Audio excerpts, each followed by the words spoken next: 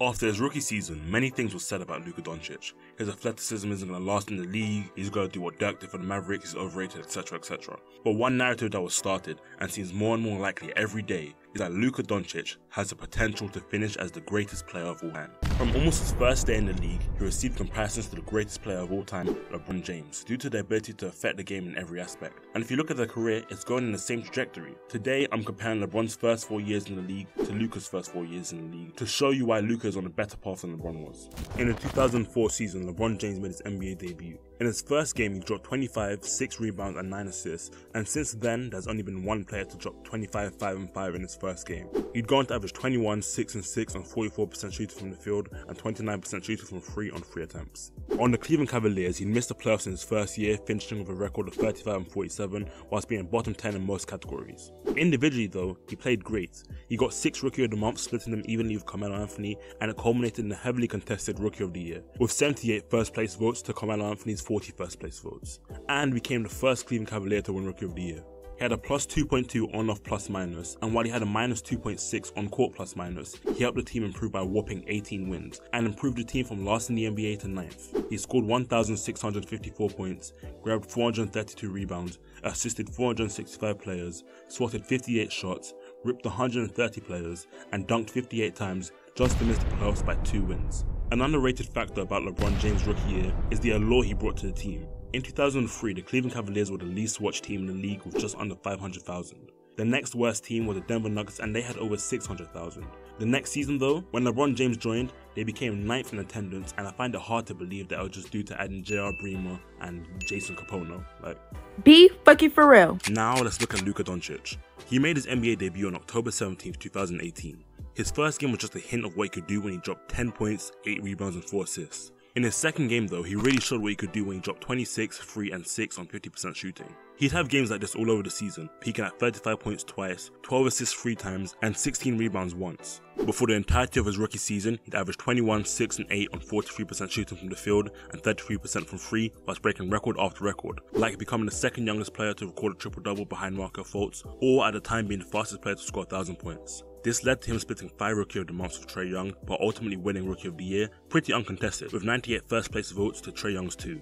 He had a negative plus minus as he wasn't that efficient from the floor, but he helped improve his team's record by 9 games, going from 13th in the West with a record of 24 and 59 to 33 and 49. He did this while contributing 1,526 points, 563 boards, 429 dimes, 255 blocks, 77 steals, and 168 made threes. Though he didn't improve their attendance to the degree of LeBron, LeBron is currently the most hyped prospect coming in ever, only comparable to Zion Williamson and Victor Wembanyama. Sin City wasn't made for you. In LeBron's second season, he stepped up to a new level, averaging 27, 7 and 7 on 55% true shooting. This season, he'd set the record for the youngest triple-double on January 19th when he dropped 27 points, 11 rebounds and 10 assists. This record will stand for 4,679 days before being broken, as this year he'd make his first All-Star team, being 7th in total votes, and 1st in Eastern Conference guard votes, making him the 2nd youngest All-Star in NBA history.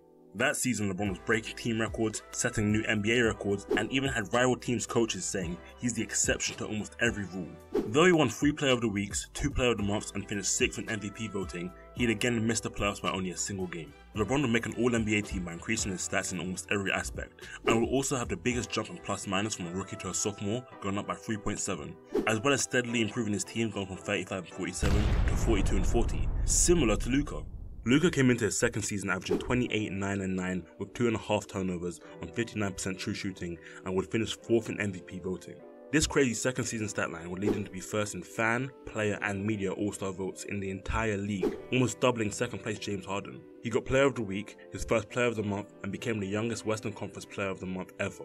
Not only did he become the youngest player to have a 35-point triple-double, but he became the youngest player to have multiple 35-point triple-doubles, beating out Mr. Triple-Double himself Oscar Robertson and the GOAT Michael Jordan. Where the All-NBA caliber second seasons differentiate is that Luka made the playoffs as an 8 seed. He performed spectacularly in this series, playing against a heavily favoured Los Angeles Clippers. Though he'd lose in the first round in 6 games, he improved to 31, 10 and 9 on 60% shooting.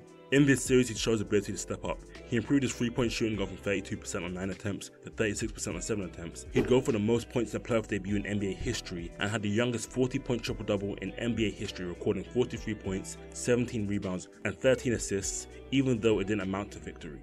In LeBron's third season, he gets his first playoff berth, averaging 31, 7 and 7 on 57% true shooting. With a plus 3.5 plus minus, he lead his team to a record of 50 and 32, finishing as the third seed in the East with the 6th best record in the entire NBA. Before starting in the playoffs, he'd get 4 Player of the Weeks, 2 Player of the Months, an All-Star, and would finish second in MVP voting behind Steve Nash. In the playoffs, he'd win his first series against the Washington Wizards in 6 games, and he had the performance of a lifetime, averaging 36, 8 rebounds and 6 assists on 51% field goal percentage and 38% from 3 on 6 attempts. But unfortunately, in the second round of the playoffs, he'd be cut off by a finals-bound Detroit Pistons in 7 games as he couldn't step up in the way he needed to, and subsequently dropped all his stats to 27, 9 and 6, with 4.5 turnovers on 44% shooting from the field and 28% from 3. Simply put, he got shut down. Meanwhile, Luka made the playoffs in his third season, averaging all-star stats of 28, 8 rebounds and 9 assists on 59% true shooting with 4.3 turnovers. This gave him a plus 2.5 plus minus and helped him lead his team to a 5 seed with a record of 42 and 30, finishing 6th in MVP voting. It was around this time he began entering the conversation for being a top 10 player in the league. He was already a top 3 point guard, but being a top 10 player was steep competition. He matched his career high of 42 points. He beat LeBron's career high assists with 20, becoming the 3rd player in NBA history to record 30 points and 20 assists in one game. He became the 4th youngest player to score 5,000 points behind LeBron James and only improved in the playoffs. Now, in the final comparative season, it should be abundantly clear how similar their careers have been. But now, the nail in the coffin is in the 4th. In LeBron's 4th season, he was an all-star again, averaging 27, 7 and 6 with 2 steals on 55% true shooting. Though it was a minor regression, he still finished top 5 in MVP voting and lead his team to a top 10 record in the league for the 2nd year in a row. At this point, LeBron was the best small forward in the league, a consensus top 5 player, and was considered a generational talent with exciting potential at only 22. He'd help his team to the NBA Finals, averaging 26, 8 and 8 on not the best efficiency, but once he reached the Finals, he'd get locked down by the Spurs and swept out of the playoffs, only averaging 22, 7 and 7 on terrible efficiency. Now for Luka. In his last full season, he easily solidified himself as a top 10 player and has a strong argument for being a top 5 player. He's the 2nd best point guard in the league, behind arguably the greatest point guard of all time, once again at age 22. He's taken his team to a top 10 record in the league for the 2nd year in a row, which is why he finished top 5 in MVP voting, averaging 28, 9 and 9 on 57% true shooting. Luka is considered a once-in-a-lifetime superstar with out-of-this-world potential. And though he didn't make the NBA Finals like LeBron, he took his team to the conference finals where he'd lose in 5 games, getting a gentleman's sweep, to the eventual champions, averaging 32, 10 and 7 on not the best efficiency. They're essentially having the same career, but when you look at it holistically, both at age 22, Luka is on a better path to goathood than LeBron was at that time. Luka has broken or had come close to breaking most of LeBron's record at similar ages, but specifically, he's in a better position than LeBron was. The Dallas Mavericks by no means have the organizational skills of a, say, Miami Heat or Golden State Warriors, but they are consistently improving and or developing a solid roster around Luka. Individually, they both came into bad situations, but Luka had a larger impact, taking his team from the 24th ranked offense to the 20th ranked offense, where LeBron took his team from the 28th ranked offense to the 22nd ranked offense. In terms of net rating, Luka took the Mavs higher faster, increasing their net rating as soon as he arrived. The organization is constantly improving the squad around Luka, constantly accommodating for Luka's needs and rate of development. Luka can escape the villain arc that LeBron went through, and if he wins on the Mavs, he will escape receiving the blight on his career that LeBron did when he quote-unquote created super teams. Although defensively, the Cavs did improve at a faster rate, you can't specifically attribute that to LeBron. A common misconception about LeBron's career is that he's always been a defensive force. Don't get twisted, he was never a liability, but he was a negative in his first season, and he didn't get positive until a few years into his career. He had the athleticism and quick enough hands to keep with defenders, but his slender build was easy enough to bump him off spots. This ties into my next point about Luka simply being better than LeBron was at that time, or at bare minimum, they're neck and neck. Offensively, the game has progressed further than it was in LeBron's first 4 years. Though LeBron peaked averaging more points in terms of scoring, Luka's versatility in terms of scoring, whilst only being 3 points behind LeBron and shooting a higher true shooting percentage, is impressive.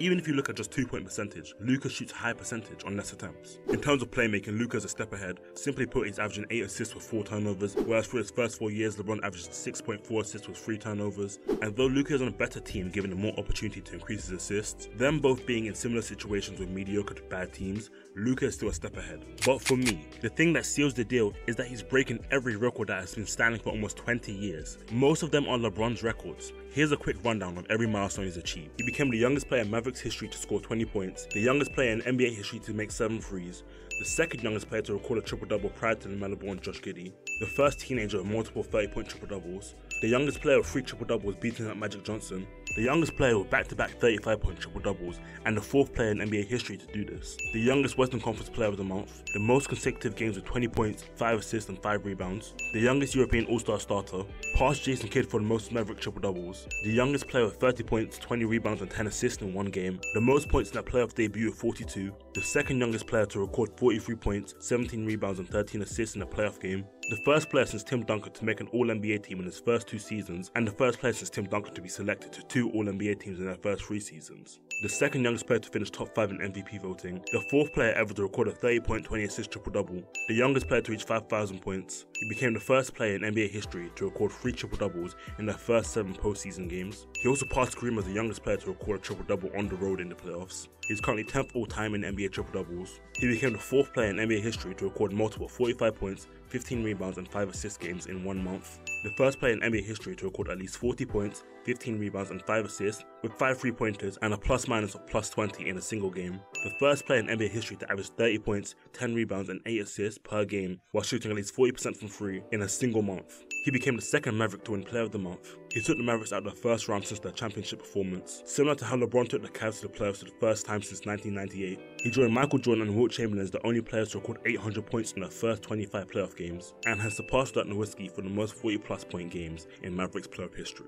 The sheer volume of all-time greats that Luka is in the company of, or has surpassed, to show the trajectory he's on. All this in 4 years and only has room to improve. We've seen this before in players like Michael Jordan, it's been seen in Kobe Bryant, it's been seen in LeBron James, and now we see it in Luka Doncic.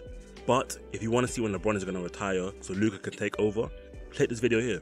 If you like the video, like the video. If you don't, don't. Subscribe if you want, and I'm done. Okay, bye.